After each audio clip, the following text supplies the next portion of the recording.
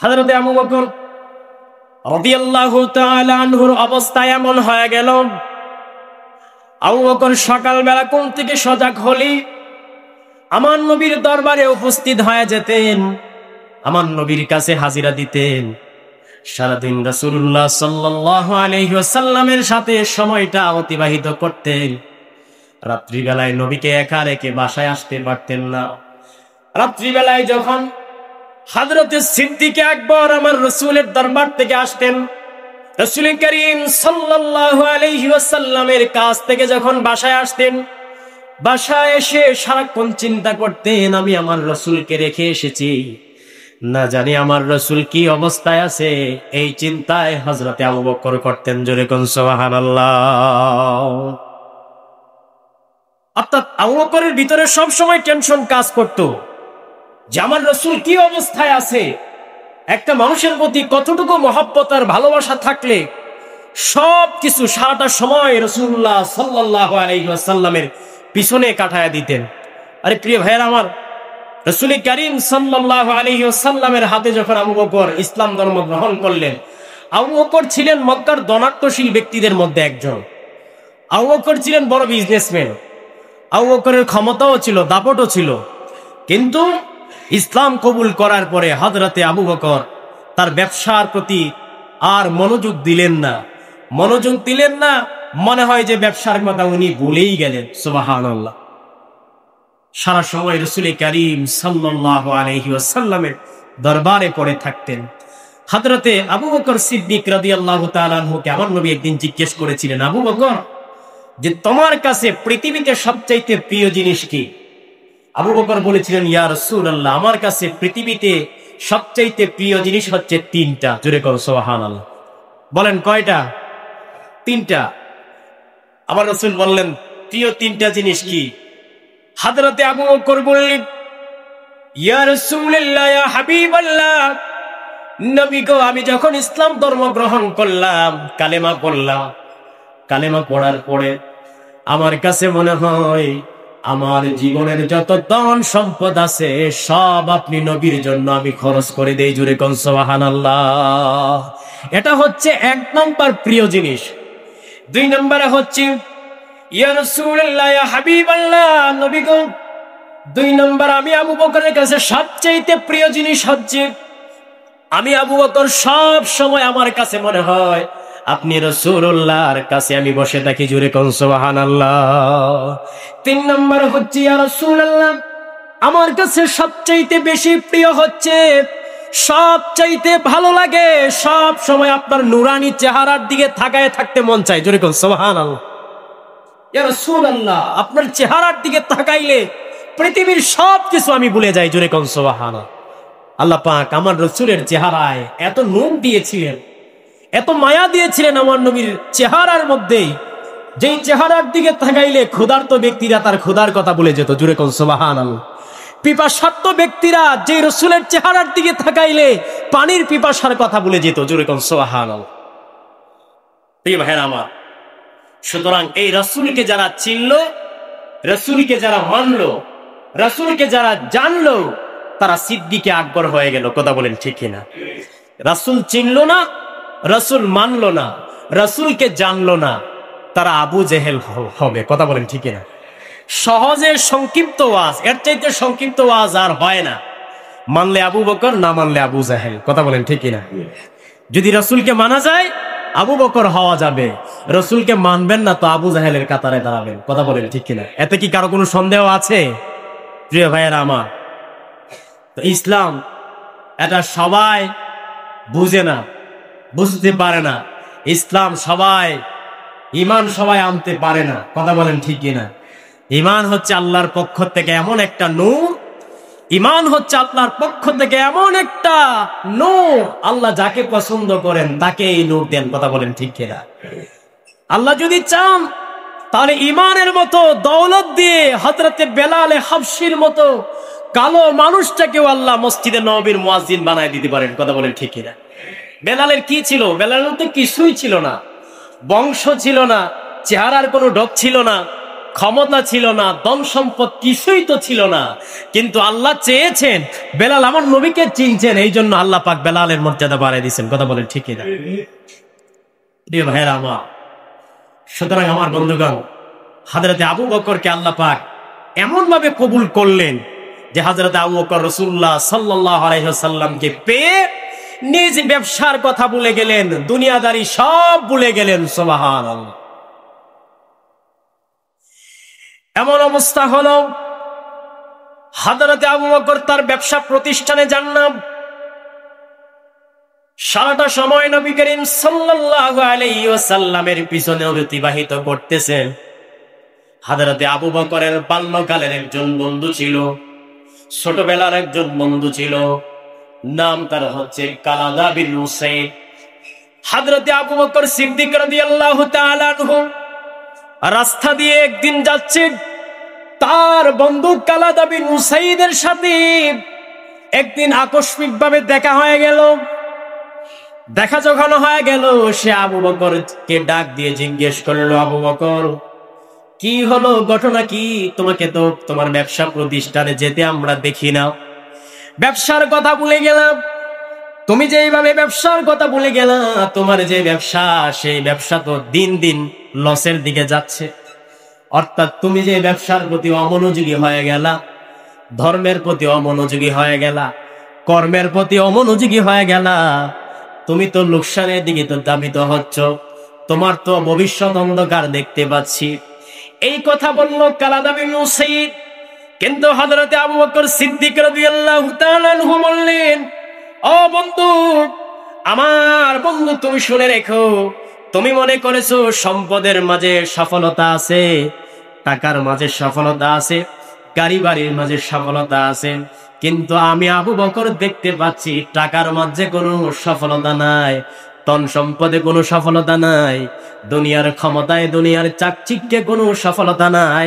সফলতা একটা জিনিসের মধ্যেই দেখতে পাচ্ছি, সেটা হলো ঈমানের মাঝে আমি সব চাইতে চূড়ান্ত সফলতা দেখতে পাচ্ছি। জোরে কোন সুবহানাল্লাহ।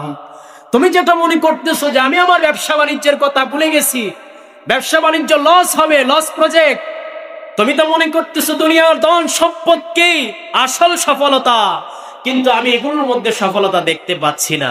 আমি তো দেখতে পাচ্ছি ঈমানের মধ্যে সবচেয়ে বড় সফলতা। সুবহানাল্লাহ।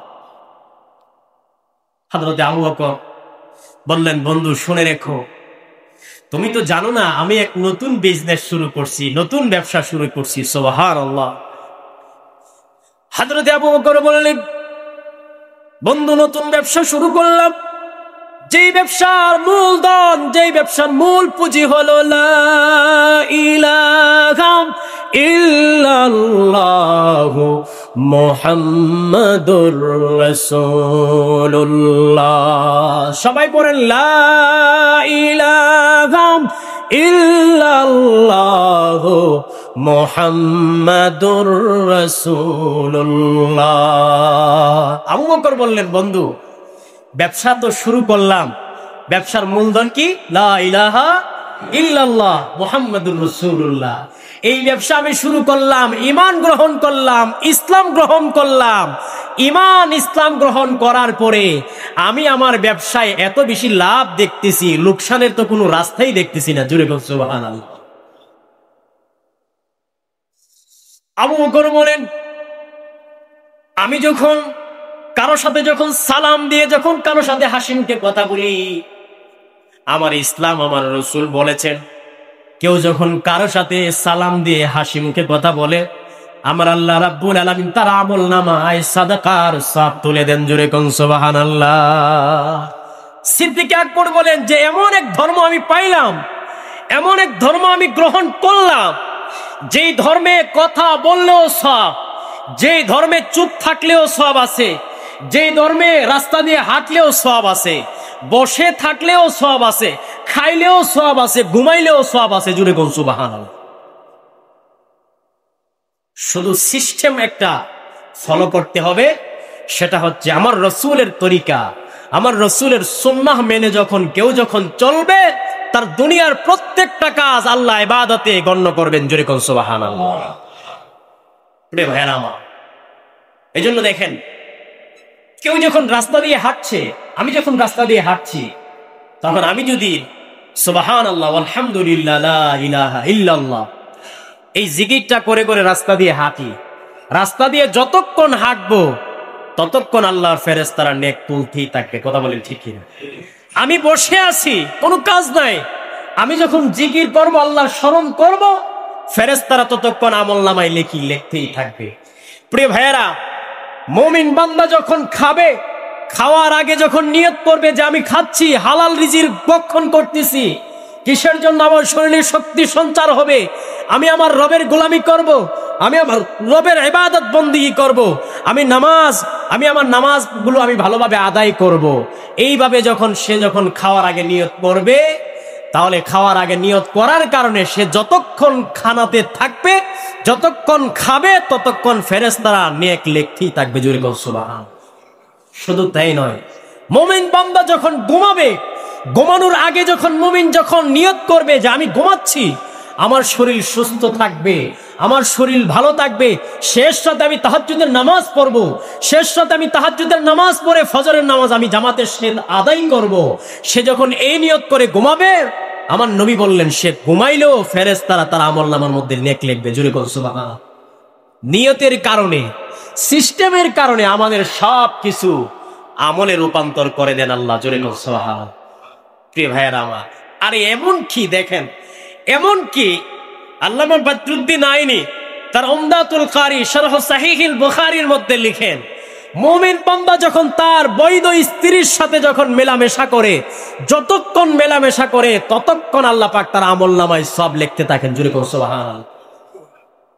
মুমিন যখন তার বৈধ স্ত্রীর সাথে মেলামেশা করতে যায়, যাওয়ার আগে সে যখন এই নিয়ত করে যে আমি আমার বৈধ স্ত্রীকে গ্রহণ করতেছি, বৈধ স্ত্রীর সাথে আমি আমার নিজের খায়েশাত আমি পূরণ করতেছি, বাহিরের জিনা থেকে মুক্ত থাকবো, বাহিরের অন্যায় থেকে আমি মুক্ত থাকবো, বাহিরের বেগানা নারী থেকে আমি মুক্ত থাকবো, এই নিয়ত করে সে যখন তার স্ত্রীর সাথে মেলামেশা করে, আল্লামা বদরুদ্দিন আইনি বলেন সে যতক্ষণ মেলামেশা করবে ফেরেশতারা তার আমলনামায় নেক লিখতে থাকবে। জোরে বল সুবহানাল্লাহ।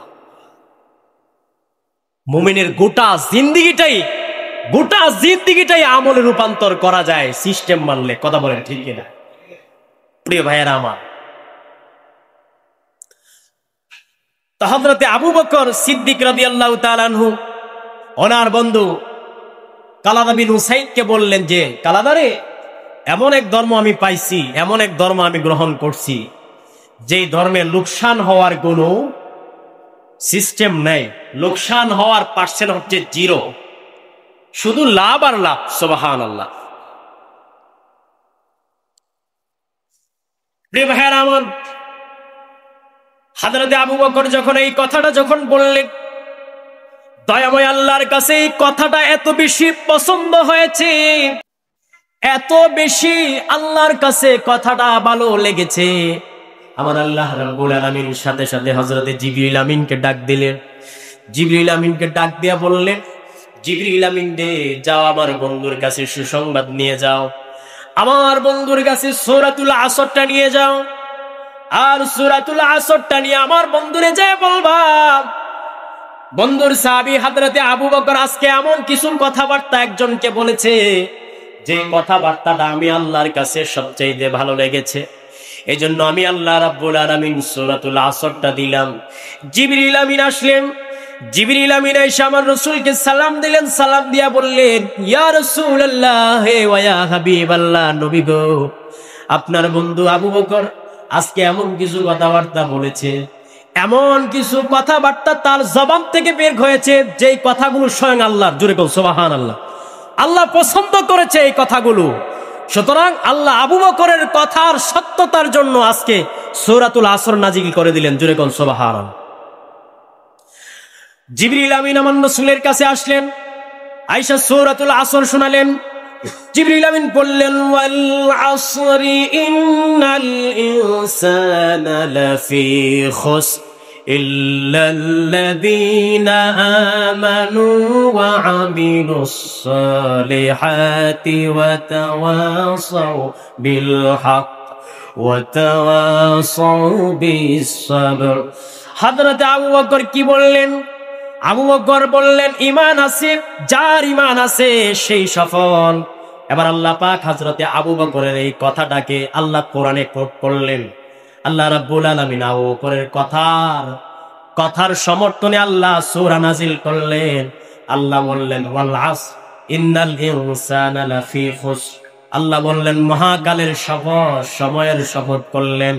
সময়ের শপথ করে আল্লাহ বললেন ইন্নাল ইনসানা লাফি খুসর।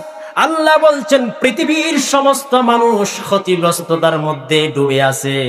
এবার আল্লাহ রাব্বুল আলামিন বললেন, আবু বকরের সেই কথাটাই আবার রিপিট করলেন, ইল্লাল্লাযীনা আমানু, তবে ক্ষতিগ্রস্ত তারা নয় যারা ঈমান আনয়ন করেছে। জোরে কোন সুবহানাল্লাহ। ওয়া আমিলুস সালিহাত, ঈমান আনয়ন করার পরে যারা নেক আমল করেছে।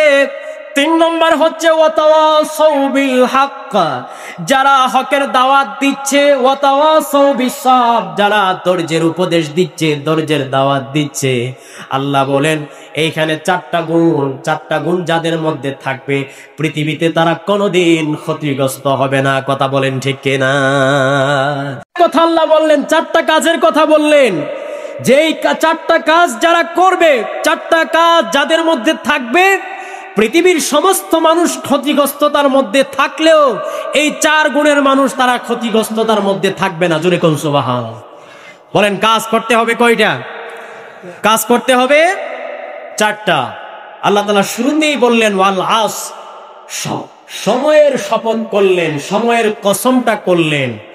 আল্লাহ এই শুরুতে সময়ের কসম করলেন কেন, এটা আমরা আগে জানবো। প্রিয় ভাইরা আমার, শুরুতে সময়ের কসম করার কারণ হচ্ছে আল্লাহ পাক এই সূরাতে মানব জাতির ইহকালীন কল্যাণ, পরকালীন সফলতার ব্যাপারে আল্লাহ পাক এই সূরাতে আলোচনা করেছেন। মানুষকে নিয়ে আল্লাহ এই সূরাতে আলোচনা করেছেন। মানুষের সাথে সময়ের একটা দারুণ একটা সম্পর্ক রয়েছে। কথা বলেন ঠিক কিনা? প্রত্যেকটা মানুষের সাথে, দুনিয়ার যত মানুষ আছে, দুনিয়ার সমস্ত মানুষের সাথে এই সময়ের দারুণ একটা সম্পর্ক আছে। মানুষের জীবনে যা কিছু হয় একটা নির্দিষ্ট সময়ের ভিতরেই হয়। কথা বলেন ঠিক কিনা? প্রিয় ভাইয়েরা আমার, যেমন দেখেন আমরা আমাদের সময়টাকে 3 ভাগে ভাগ করছি। একটা হচ্ছে অতীত, আরেকটা হচ্ছে বর্তমান যেটা চলতেছে, আরেকটা হচ্ছে ভবিষ্যৎ। আমাদের কাছে যদিও কালটা আমরা 3 ভাগে ভাগ করেছি, কিন্তু আল্লাহর কাছে কাল একটাই। কথা বলেন ঠিক কিনা? আল্লাহ অতীতে কি হয়েছেন সেটাও জানেন, বর্তমানে কি হচ্ছে সেটাও জানেন, ভবিষ্যতে কি হবে সেটাও আমার আল্লাহ জানেন। কথা বলেন ঠিক কিনা? তো আমাদের কাছে সময় 3টা হলেও আল্লাহর কাছে কিন্তু সময় একটাই। প্রিয় ভাইয়েরা আমার, দেখেন দুনিয়ার মানুষের কাছে সব মিলিয়ে 3 কাল হলেও আল্লাহর কাছে কাল হচ্ছে একটা। প্রিয় ভাইয়েরা আমার, এখন মানুষের সাথে সময়ের সম্পর্কটা কি, কিভাবে মানুষের সাথে এই সম্পর্কটা হলো সময়ের? অধিকাংশ মুফাসসিরিনগণ তাফসীরের কিতাবে লিখেছেন মানুষের সব কর্ম, মানুষের গতিবিধি, মানুষের উঠা বসা, মানুষের চলাফেরা সবকিছু এভরিথিং নির্দিষ্ট একটা সময়ের মধ্যে হয়ে থাকে। কথা বলেন ঠিক কিনা? প্রিয় ভাইয়ারা আমার, ইমাম ফখরুদ্দীন রাজি তার তাফসীর বিখ্যাত তাফসীর গ্রন্থ তাফসীরে কাবীরে সূরাতুল আসরের ব্যাখ্যা করতে যায়া ইমাম ফখরুদ্দীন রাজি একটা ঘটনা উনি উল্লেখ করেছেন যে এক বুজুর্গ, এক মনীষী, সে সূরা আসরের তাফসীর তার বুঝে আসতেছে না যে সূরা আসরের শুরুতে যে আল্লাহ সময়ের কসম খাইলেন, সময়ের শপথ করলেন, ওই বুজুর্গ ব্যক্তির মাথায় ধরতেছে না। ওই বুজুর্গ ব্যক্তি বলতেছে যে দীর্ঘ সময় পর্যন্ত আমি চিন্তা করতে লাগলাম, আল্লাহ এই সূরার শুরুতে আসরের কসম খাইলেন, সময়ের কসম খাইলেন, এই সময়ের কসম কেন খাইলেন এটা আমার বুঝে আসতেছে না। ইমাম ফখরুদ্দীন রাজি রহমাতুল্লাহ আলাইহি লেখেন, বুজুর্গ ব্যক্তি একদিন বাজারে গেল। বাজারে যাওয়ার পরে সে বাজারে একটা কোণা থেকে আওয়াজ শুনতে পারল। কোন এক মাথা থেকে আওয়াজ আসতেছে, কে যেন বলতেছে, তোমরা ওই ব্যক্তির উপরে রহম করো, ওই ব্যক্তির উপরে তোমরা দয়া করো যার পুঁজি গলে গলে শেষ হয়ে যাচ্ছে, যার সম্পদ গলে গলে শেষ হয়ে যাচ্ছে। এইবার ওই বুজুর্গ ব্যক্তি চিন্তা করতে লাগলো, কে চিল্লাইতেছে, কে ডাকতেছে এইরকম ভাবে, যে তার প্রতি রহম করার জন্য মানুষটাকে একটু দেখার দরকার আছে। ওই বুজুর্গ ব্যক্তি দেখতে পেল একজন বরফ বিক্রেতা একটা কোণায় বসে তার বরফকে সামনে নিয়ে সে মানুষকে আহ্বান করতেছে। কিসের জন্য আহ্বান করতেছে? সূর্যের প্রচন্ড তাপ, রৌদ্রের প্রচন্ড তাপের কারণে তার বরফগুলো গলে গলে যাইতেছে, পানি হয়ে যাইতেছে। সে মানুষকে বলতেছে, আহ্বান করতেছে যে তোমরা আমার প্রতি রহম করো, আমার বরফ গলে শেষ হয়ে যাচ্ছে, আমার পুঁজি শেষ হওয়ার আগে আমাকে আমার বরফগুলো কিনে আমার প্রতি দয়া করো, রহম করো।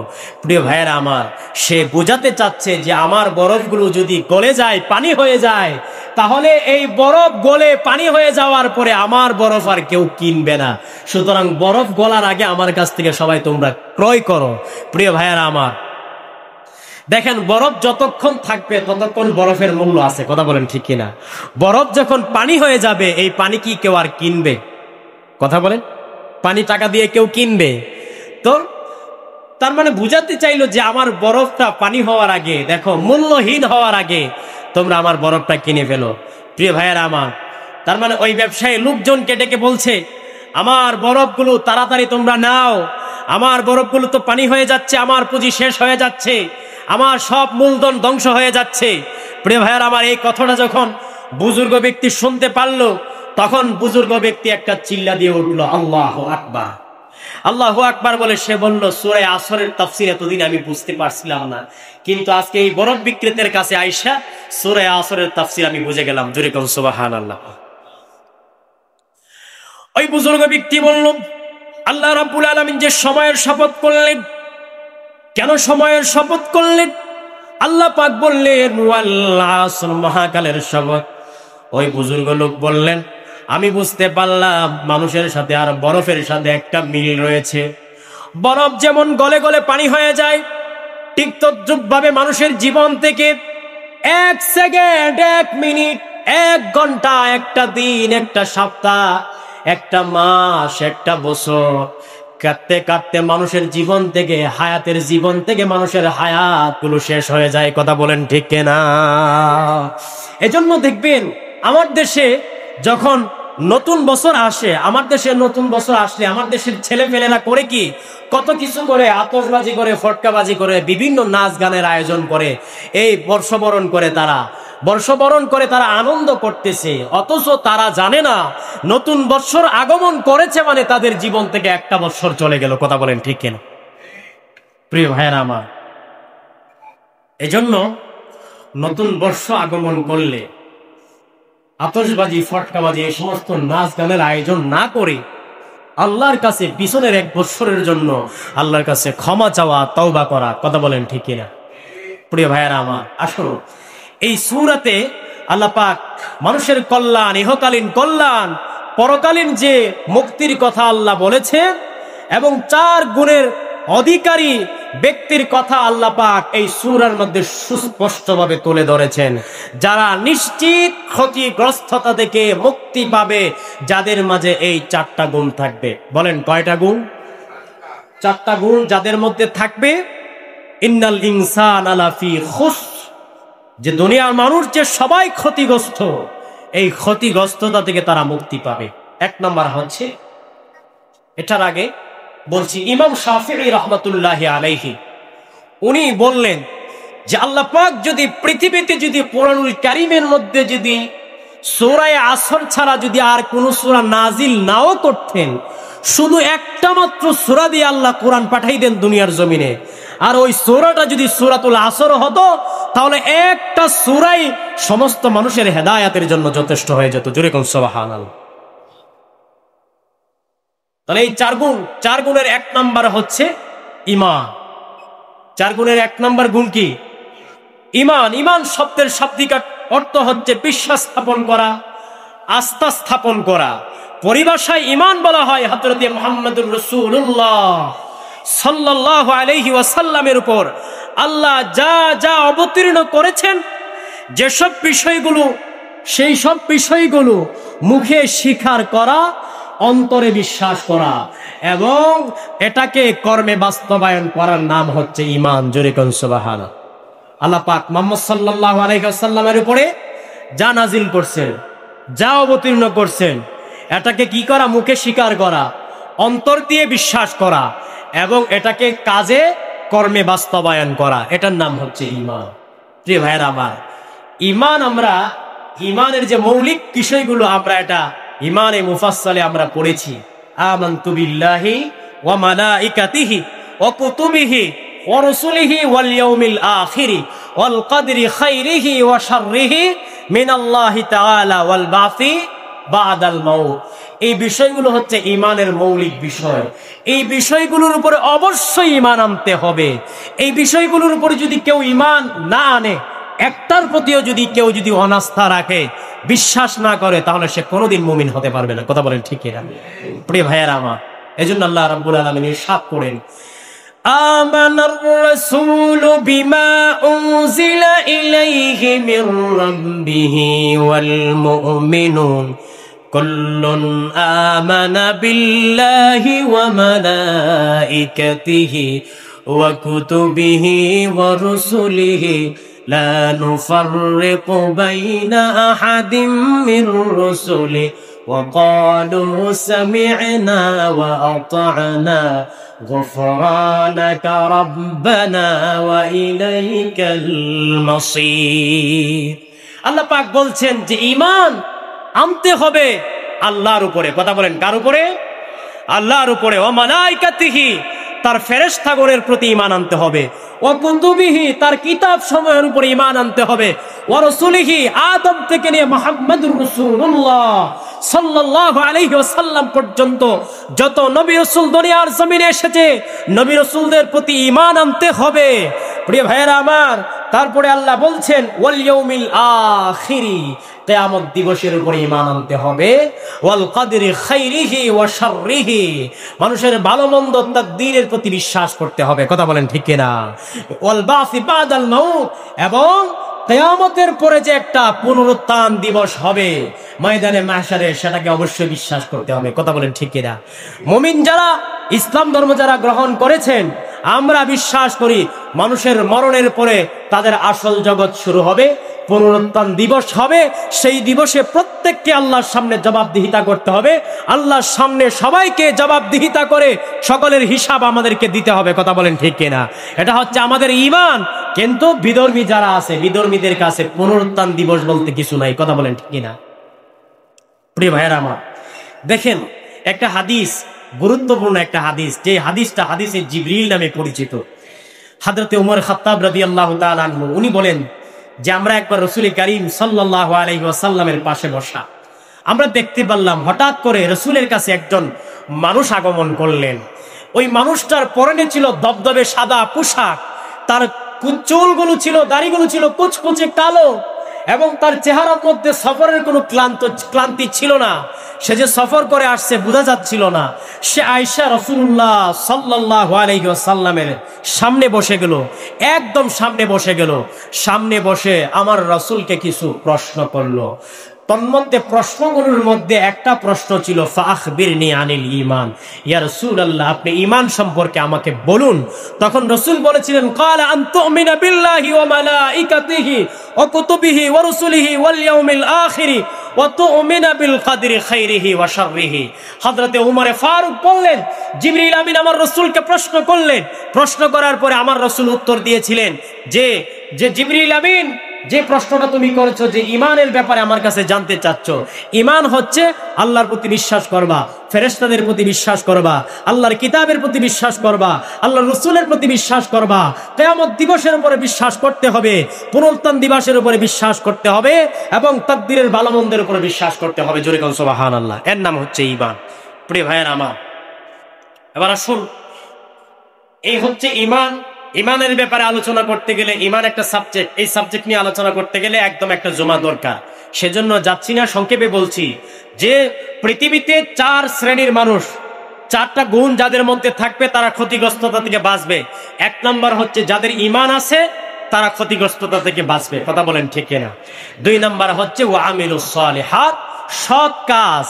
সৎ কাজ যারা করবে, আমলে সালেহ যারা করবে, তারা ক্ষতিগ্রস্ততা থেকে মুক্তি পাবে। আল্লাহর সন্তুষ্টির উদ্দেশ্যে তারই আদেশ নিষেধ মান্য করে জীবনের যাবতীয় কাজ সম্পন্ন করা, এবং মহান আল্লাহ রাব্বুল আলামিন যে কাজগুলো আমাদেরকে করতে আদেশ করেছেন এবং যে কাজগুলো আমাদেরকে করতে নিষেধ করেছেন ওগুলো থেকে বাঁচার নামই হচ্ছে আমলে সালেহ। কথা বলেন ঠিক কিনা? রব্বুল আলামিন বলছেন ওয়ামা আতাকুমুর রাসূলু ফাখুযুহু ওয়ামা নাহাকুম আনহু ফান্তাহু। আল্লাহ রাব্বুল আলামিন বলছেন আর রাসূল তোমাদেরকে যা দেয় অর্থাৎ রাসূল যা নিয়ে এসেছে, ওমা আতাকুমুর রাসূল, যা রাসূল তোমাদের কাছে নিয়ে এসেছেন, রাসূল তোমাদেরকে যা দেয় ফাখুযুহু তা তোমরা গ্রহণ করো, ওমা নাহাকুম এবং যা থেকে তোমাদেরকে নিষেধ করে ফান্তাহু তা থেকে তোমরা বিরত থাকো। এটার নাম হচ্ছে আমলে সালেহ। জোরে কোন সুবহানাল্লাহ। প্রিয় ভাইয়েরা আমার, আল্লাহ পাক কুরআনুল কারীমের প্রায় 50-এর অধিক জায়গায় আল্লাহ পাক ঈমানের পরেই আমলে সালেহের কথা বলেছেন। অর্থাৎ আল্লাহ পাক কোরআনুল কারীমের যত জায়গায় ঈমানের কথা বলেছেন, ঈমানের পাশাপাশি আল্লাহ পাক আমলে সালেহের কথা বলেছেন। সুবহানাল্লাহ। বোঝা গেল একটার সাথে আরেকটার সম্পর্ক। ঈমান আনছেন তো আপনাকে অবশ্যই আমলে সালেহ করতে হবে। ঈমান, আপনি কালেমা পড়েছেন, অবশ্যই আপনাকে আমলে সালেহ করতে হবে।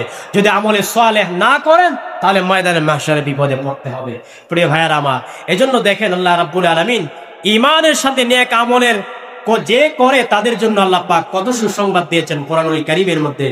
রব্বুল আলামিন বলছেন ওয়াল্লাযীনা আমানু ওয়া আমিলুস সালিহাতি উলাইকা আসহাবুল জান্নাহ হুম ফিহা খালিদুন।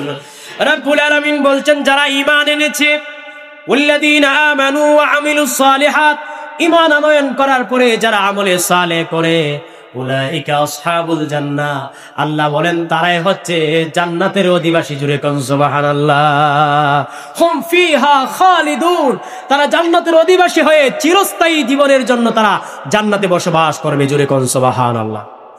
আল্লাহ রাব্বুল আলামিন বলছেন আম্মাল্লাযীনা আমানু وعملوا الصالحات فيوفيهم أجورهم والله لا يحب الظالمين। রব্বুল আলামিন বলেন আম্মাল্লাযীনা আমানু, যারা ঈমান আনে, ওয়া আমিলুস সালিহাত, যারা আমলে সালেহ করে, ফায়ুওয়াফিহিম উজুরাহুম, আল্লাহ বলেন তাদেরকে তাদের প্রাপ্য বুঝিয়ে দেওয়া হবে, তাদেরকে তাদের বিনিময় বুঝিয়ে দেওয়া হবে। বিনিময়টা কি? বিনিময়টা হচ্ছে আল্লাহর পক্ষ থেকে চিরস্থায়ী জান্নাত। জোরে কোন সুবহানাল্লাহ। আল্লাহু লা ইউহিব্বুয যালিমিন, পৃথিবীতে যারা জালেম আছে আল্লাহ জালেমদেরকে জীবনও পছন্দ করেন না। কথা বলেন ঠিক কিনা? পৃথিবীতে যারা জুলুম করবে, যারাই জালেম হবে, আল্লাহর কোরআনের ভাষায় আল্লাহ বলে দিয়েছেন এদের প্রতি বিন্দু মাত্র আমি আল্লাহর দয়া নাই, দয়া থাকবে না। এদেরকে আমি আল্লাহ ঘৃণা করি, এদেরকে আমি আল্লাহ পছন্দ করি না। কথা বলেন ঠিক কিনা? প্রিয় ভাইরা আমার, রব্বুল আলামিন আরো বলছেন ওয়া'আদাল্লাহুল্লাযীনা আমানু ওয়া আমিলুস সালিহাতি লাহুম মাগফিরাতুন ওয়া আজরুন আযীম। আল্লাহ বলছেন ওয়া'আদাল্লাহুল্লাযীনা আমানু, যারা ঈমান আনে, সৎ কাজ করে, আল্লাহ তাদেরকে প্রতিশ্রুতি দিয়েছেন, তাদের সাথে ওয়াদা করেছেন। কি ওয়াদা? লাহুম মাগফিরাতুন ওয়া আজরুন আযীম। আল্লাহর ওয়াদা হচ্ছে যে যারা ঈমান আনবে, ঈমান আনয়ন করার পরে যারা আমলে সালেহ করবে, তাদের সাথে আমি আল্লাহ কমিটমেন্ট করলাম, তাদেরকে আমি আল্লাহ ক্ষমা করে দিব এবং তাদের জন্য মহা পুরস্কারের ব্যবস্থা করে রাখছি। জোরে কোন সুবহানাল্লাহ। মহা পুরস্কারটা কি? সেটা হচ্ছে আল্লাহর তৈরিকৃত জান্নাত। জোরে কোন সুবহানাল্লাহ। ওয়াল্লাযীনা আমানু وعملوا الصالحات لا نكلف نفسا إلا وسعها أولئك أصحاب الجنة هم فيها خالدون। এইভাবে কোরআনুল কারীমে প্রায় 50টার অধিক জায়গায়, 50-এরও অধিক জায়গায় আল্লাহ শুধু ঈমানের কথা বলেছেন, আমলে সালেহের কথা বলেছেন। 50টা আয়াতও যদি পড়ি 50 মিনিটের দরকার। সেজন্য এতগুলো আয়াত পড়ার সময় নাই। যে আয়াতগুলো আমি পড়লাম, এই আয়াতগুলোতে আল্লাহ পাক সুস্পষ্টভাবে যারা ঈমান আনবে, ঈমানের পরে যারা আমলে সালেহ করবে, আল্লাহ পাক তাদের জন্য জান্নাত প্রস্তুত করে রেখেছেন। জোরে কোন সুবহানাল্লাহ। 3 নাম্বার হচ্ছে ওয়াতাওয়াসাউ বিল হক। যারা ক্ষতিগ্রস্ততা থেকে বাঁচবে পৃথিবীতে, তাদের 3 নাম্বার গুণ হচ্ছে ওয়াতাওয়াসাউ বিল হক, অর্থাৎ তারা সত্যের উপদেশ দিবে, তারা সত্য কথা বলবে এবং অন্যকে সত্যের উপদেশটা দিবে। প্রিয় ভাইয়ের আমার, সত্য হচ্ছে, হকটা হচ্ছে আল্লাহর কথা। সত্য কথা মানে কি? আল্লাহর কথা। আরে আল্লাহর কথার চাইতে সত্য কথা পৃথিবীতে আর কার কথা? কথা বলেন না। আল্লাহর চাইতে কি পৃথিবীতে আর সত্যবাদী আর কেউ আছে? প্রিয় ভাইয়ের আমার, এজন্য হকের অর্থই হচ্ছে আল্লাহর কথা, ইসলামের কথা, ন্যায়ের কথা, অধিকারের কথা, সত্যের প্রতি মানুষকে ডাকা, ইসলামের প্রতি মানুষকে ডাকার নাম হচ্ছে হক। প্রিয় ভাইয়ের আমার, এজন্য দেখেন আল্লাহ রাব্বুল আলামিন কোরআনুল কারীমের মধ্যে বিভিন্ন জায়গায় আল্লাহ পাক রাসূলকে যে সুসংবাদ দিয়েছেন, আল্লাহ পাক বলেছেন, ইন্না আরসালনাকা বিল হাক্কি বাশীরান ওয়া নাযীরা ওয়ালা তুসআলু আন আসহাবিল জাহিম। আল্লাহ রাব্বুল আলামিন বলছেন, ইন্না আরসালনাকা বিল হাক্কি বাশীরা, ও নবীজি আমি আপনাকে সত্য সহ সুসংবাদদাতা এবং আমি আল্লাহ রাব্বুল আলামিন আপনাকে সতর্ককারী রূপে দুনিয়াতে প্রেরণ করেছি। এইভাবে দেখেন আল্লাহ পাক কোরআনুল কারীমের মধ্যে আরো বলেছেন, হুয়াল্লাযী আরসালা রাসূলাহু বিল হুদা ওয়া দীনিল হক লিইয়ুযহিরাহু আলাদ দীনি কুল্লি ওয়া কাফা বিল্লাহি শাহীদা। আল্লাহ পাক কোরআনুল কারীমের বিভিন্ন জায়গায় এই সত্যের কথা আল্লাহ বলেছেন। প্রিয় ভাইয়েরা আমার, হকের পথে ডাকলে, হকের পথে ডাকাটা এত সহজ নাই, কারণ হকের পথে ডাকতে গেলে বিপদ আসবে। যেই বিপদ আমার রাসূলের প্রতি আসছিল, কথা বলেন ঠিক কিনা? রাসূল যখন সত্যের কথা বলেছিলেন, ইসলামের পথে মানুষকে ডাকছিলেন, তখন মক্কার মুশরিক কাফেররা আমার রাসূলের প্রতি আক্রমণ করেছিল, আমার রাসূলকে মক্কা থেকে বের করে দিয়েছিল, মদিনায় পাঠিয়ে দিয়েছিল। আমার রাসূল উহুদের ময়দানে রাসূলের দান্দার মুবারক শহীদ হয়েছিল, তায়েফের জমিনে রক্ত দড়িয়েছে একমাত্র মানুষকে হকের পথে ডাকার জন্য, মানুষকে আল্লাহর পথে ডাকার জন্য, মানুষকে ইসলামের পথে ডাকার জন্য। আজও যদি কেউ হকের পথে ডাকে, মানুষকে ইসলামের পথে আহ্বান করে, আল্লাহর দিকে আহ্বান করে, বিপদ আসবে, কথা বলেন ঠিক কিনা? কিন্তু বিপদ আসলেও হকের পথ থেকে সরা যাবে না, কথা বলেন ঠিক কিনা? আল্লাহ বলেন, ওমান আহসানু কাওলাম মিম্মান দাআ ইলাল্লাহি ওয়া আমিলা সালিহান ওয়া ক্বালা ইন্নানি মিনাল মুসলিমিন। আরে ওই ব্যক্তির কথার চাইতে উত্তম কথাটা কার? যেই ব্যক্তি মানুষকে আল্লাহর দিকে আহ্বান করে। জোরে কোন সুবহানাল্লাহ। প্রিয় ভাইয়েরা আমার, সময় সংক্ষিপ্ততার জন্য আজকের আলোচনা এই জায়গায় শেষ করলাম। ইনশাআল্লাহ আগামী জুমায় আলোচনা করব। যেটুকু আলোচনা করলাম ততটুকুর উপর আমি গুনাহগারকে আমল করার মতো তৌফিক দান করুন। বাকি الذي خلق الإنسان وكرم وعلمه من البيان ما لم يعلم فسبحان الذي لا يحصى امتنانه باللسان ولا بالقلم ونشهد أن لا إله إلا الله وحده لا شريك له ونشهد أن سيدنا فسندنا وحبيبنا وحبيب ربنا وطبيب قلوبنا ومولانا محمدا عبده ورسوله صلى الله تعالى عليه وعلى آله وصحبه وبارك وسلم تسليما كثيرا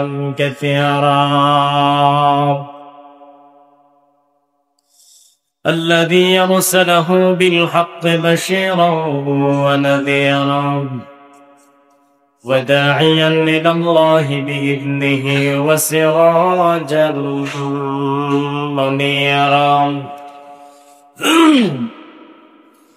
فقد قال الله تعالى في كلامه المجيد والفرقان الحميد أعوذ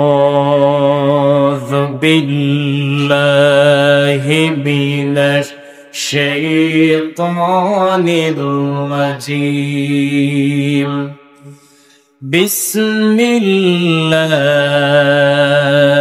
الرحمن الرحيم والعصر إن الإنسان لفي خسر إلا الذين آمنوا وعملوا الصالحات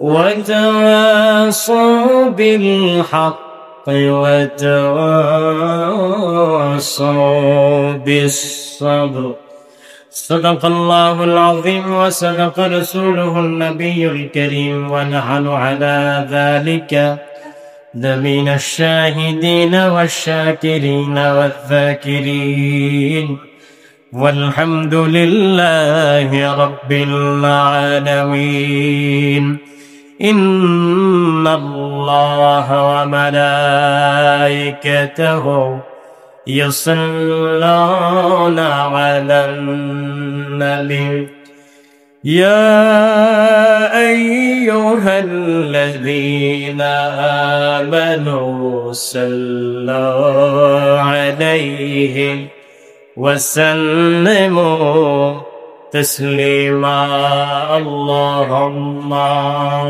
صل مولانا محمد وعلى آله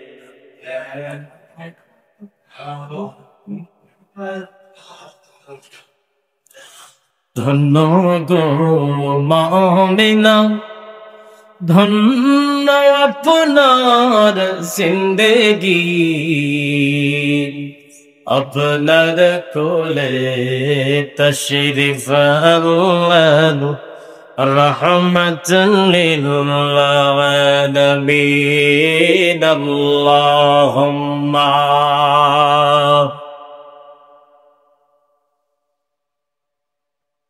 مولانا محمد وعلى آل سيدنا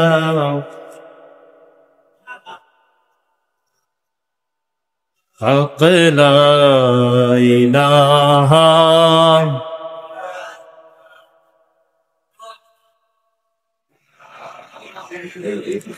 الله حق لا إله إلا الله لا إله حسبي ربي جل الله ما في قلبي غير الله حسبي ربي جل الله ما في قلبي غير الله نور محمد صلى الله لا إله لا حق لا إله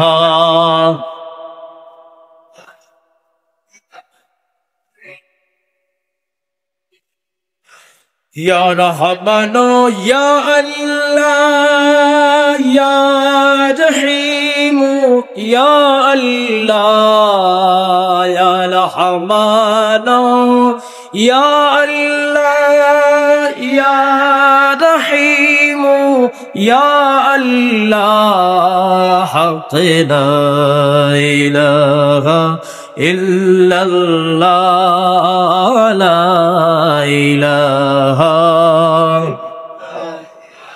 لا إله ইল্লাল্লাহু মুহাম্মাদুর রাসূলুল্লাহ সাল্লাল্লাহু আলাইহি ওয়াসাল্লাম। উপস্থিত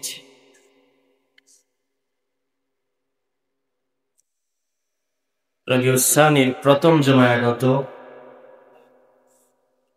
সম্মানিত মুসল্লিয়ানে কারাম মুরব্বিয়ানে ইজম, অত্র এলাকার দিনদার ধর্মপ্রাণ মুসলমান ভাই ও বন্ধুগণ, পর্দার আড়ালে অবস্থানরত আমার শ্রদ্ধেয়া সম্মানিতা মুমিনা আবেদা সালেহা মায়ের বোনেরা, আল্লাহ সুবহানাহু ওয়া তাআলার দরবারে অসংখ্য শুকর এবং সুজুদ আদায় করছি যে মহান রব্বুল আলামিন আমাদেরকে প্রতি জুমাবারের নেই এই জুমার দিনেও জুমার নামাজ পড়ানোর জন্য আল্লাহ কবুল করেছেন।